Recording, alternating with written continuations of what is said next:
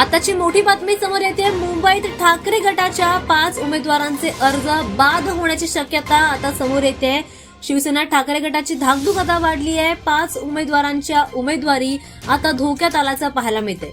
शिंदेच्या शिवसेनेने ठाकरेंच्या 5 उमेदवारांच्या अर्जावर आक्षेप घेतलाय। मुंबईच्या मालाड पूर्वेतील उत्तर पूर्व विभाग निवडणूक कार्यालयात प्रभाग क्रमांक 38, 39, 40, 41 आणि 42 मध्ये शिवसेना ठाकरे गटाच्या पक्षाची उमेदवारी आता धोक्यात येण्याची शक्यता वाढू लागली आहे। निवडणूक कार्यालयामध्ये उमेदवारांच्या अर्जाच्या छाननी दरम्यान शिवसेना उद्धव ठाकरे गटाचे उमेदवारांचा एबी फॉर्मवर डिजिटल सही असल्याचं निदर्शनास आलं। त्यावर एबी फॉर्मवर डिजिटल सही असल्यामुळे शिवसेना शिंदे गटाचे विभाग प्रमुख वैभव भरडकर यांनी आक्षेप घेतलाय। निवडणूक आयोगाच्या कायद्यानुसार पक्षाच्या एबी फॉर्मवर प्रत्यक्षात स्वाक्षरी असणं गरजेचं आहे, मात्र इथे डिजिटल सही असल्यामुळे ठाकरेंच्या उमेदवारांची उमेदवारी बाद होण्याची शक्यता दिसून येते। यावेळी निवडणूक अधिकाऱ्यांनी लेखी स्वरूपामध्ये तक्रार स्वीकारून कारवाई करण्याचं आश्वासन देखील दिलंय। मुंबईतील वॉर्ड क्रमांक 211 मध्ये कागदपत्रांची पूर्तता न केल्यामुळे एकनाथ शिंदे यांच्या शिवसेनेच्या उमेदवाराचा अर्ज फेटाळण्यात आला।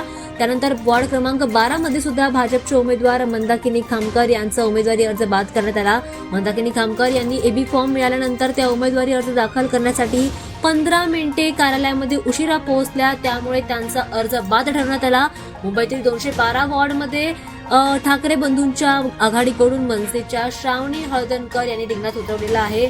या वॉर्डात अखिल भारतीय सेनेच्या गीता गवळी, काँग्रेस अन्य पक्षांचे उमेदवार देखील रिंगणात आहेत। मात्र आता ठाकरेंच्या सेनेचे 5 उमेदवार एबी फॉर्म मध्ये काही अडचणी आढळल्यामुळे बाद होण्याची शक्यता दिसून येते। यावर शिंदे गटाच्या विभाग प्रमुख वैभव भरडकर यांनी आक्षेप घेतलाय। त्यामुळे आता यावर काय कारवाई होणार हे पाहणं आता महत्त्वाचं ठरणार।